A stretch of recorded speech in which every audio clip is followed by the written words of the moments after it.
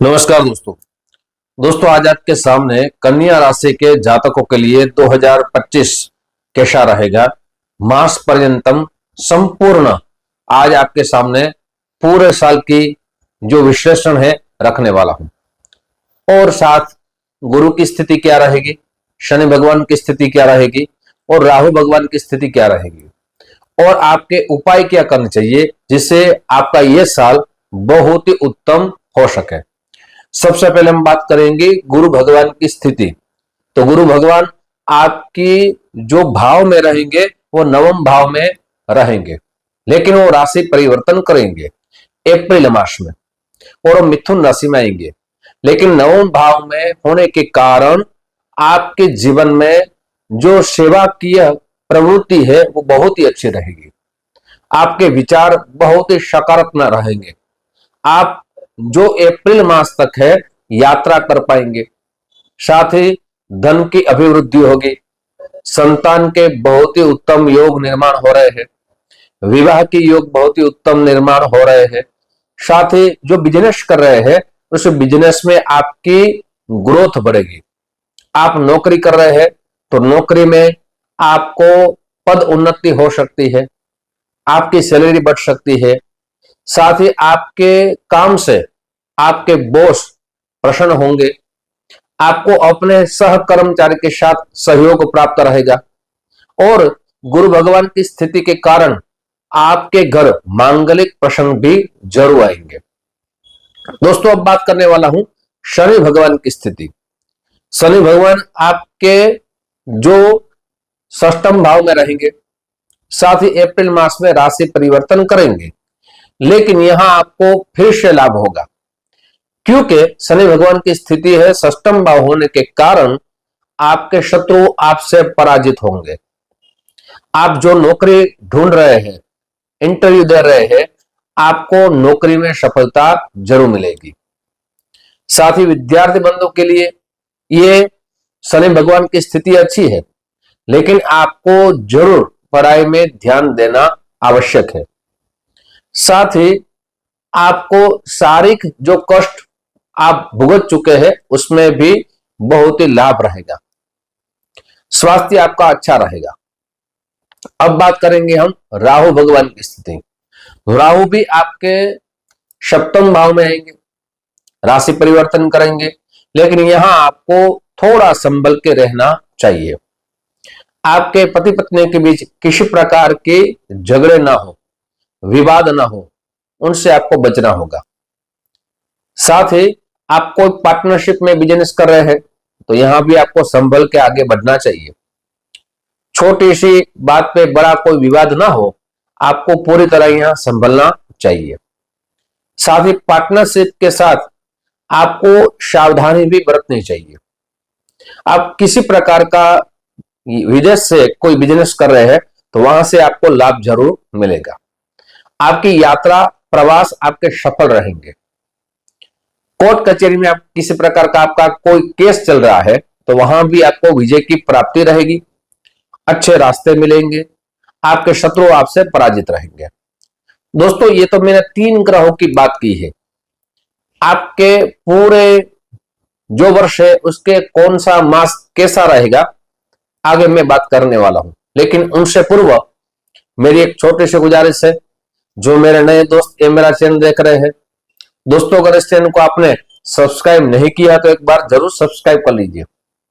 साथ ही ये वीडियो आपको पसंद आए तो जरूर अपने दोस्तों में ज्यादा से ज्यादा शेयर कीजिए।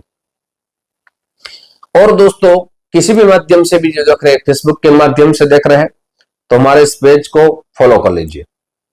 और ये सारी बातें हमें चंद्र राशि के आधार पर रख रहा हूं।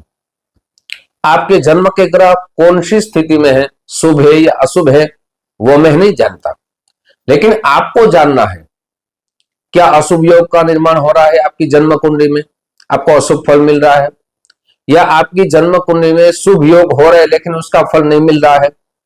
आपको सारी जानकारी चाहिए तो यहां नंबर दिया गया है, नंबर पे आप संपर्क कर सकते हैं। संपर्क करने का जो समय है सुबह 10 बजे से दोपहर को 1 बजे तक है, शाम को 5 बजे से रात को 9 बजे तक है। मेरी ऑफिस गुजरात जामनगर में है। जामनगर से आप बहुत दूर रहते हैं तो हमने ऑनलाइन व्यवस्था रखी है। आप अपना नाम, जन्म डेट, जन्म समय, जन्म स्थल सब भेज दीजिए, सुनिश्चित दक्षिणा भेज दीजिए। आपको कुंडली बना के उपायों के साथ, जिसमें शास्त्रोक्त तो उपाय आपको बताए जाएंगे, आपको सरल उपाय भी आपको बताए जाएंगे। दोस्तों, अब बात करेंगे मास पर्यंत। पहला मास है जनवरी मास। जनवरी मास में आपको लाभ तो मिलेगा, लेकिन विद्यार्थी बंधु के लिए पढ़ाई में पूरी तरह ध्यान देना बहुत ही आवश्यक है।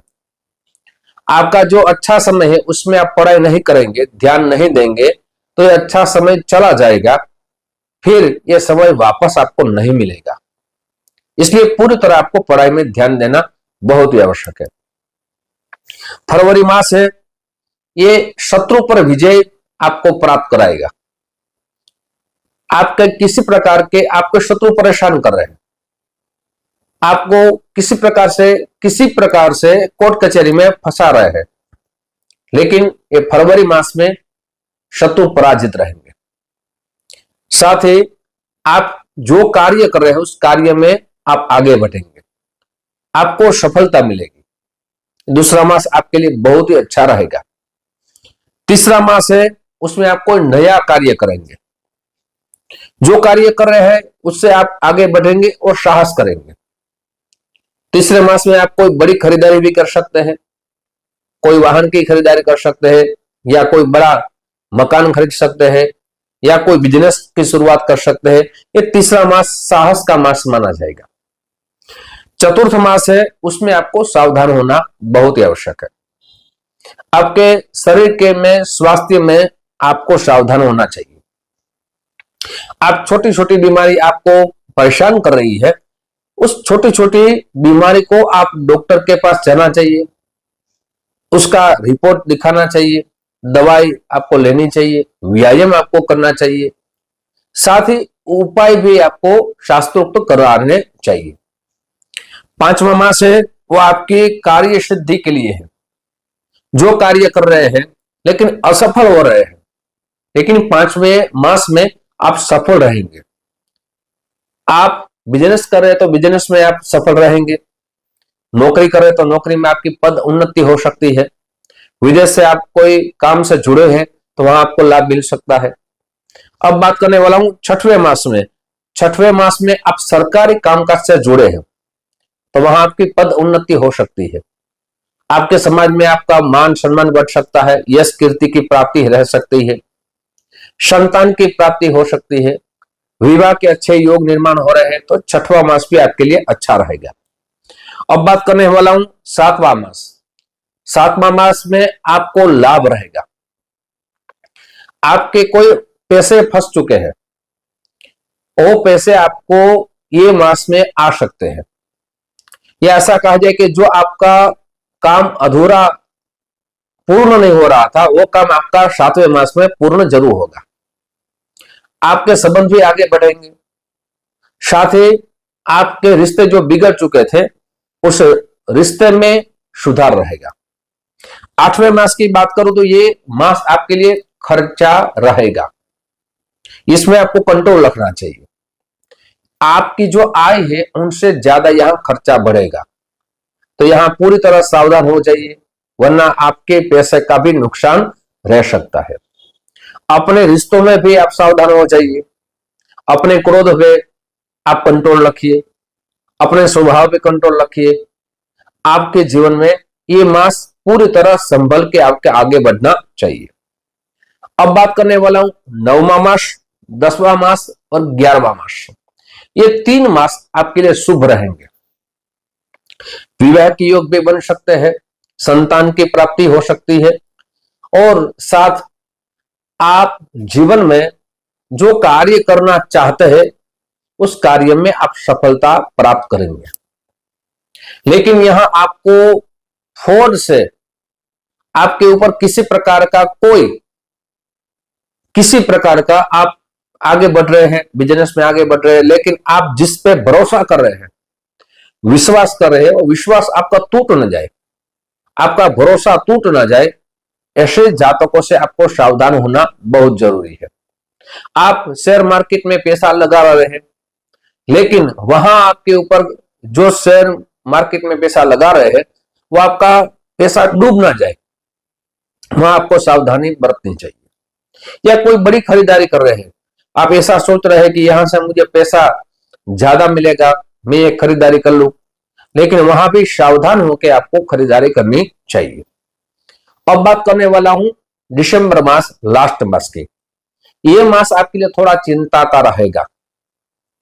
आपके परिवार में विवाद का कारण हो सकता है, भाइयों में विवाद का कारण हो सकता है, बिजनेस में किसी प्रकार की छोटी बात से बड़ा विवाद हो सकता है, पति पत्नी के बीच विवाद हो सकता है।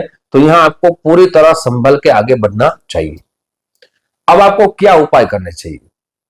सबसे पहले आपको प्रतिदिन आपकी शक्ति के अनुसार गाय माता को हरा चारा अवश्य खिलाना चाहिए, और प्रतिदिन ओम गणेशाय नमः इस मंत्र की एक माला करके आपको कोई भी कार्य की शुरुआत करनी चाहिए। साथ ही आपकी जन्म कुंडली में कोई अशुभ ग्रह है, अशुभ योग का निर्माण हो रहा है, तो उसका शास्त्रोक्त पूजा विधान अवश्य कराना चाहिए। साथ ही प्रतिदिन सूर्य भगवान को जल अर्पित जरूर करना चाहिए। रविवार के दिन रेड वस्तु का दान करना चाहिए।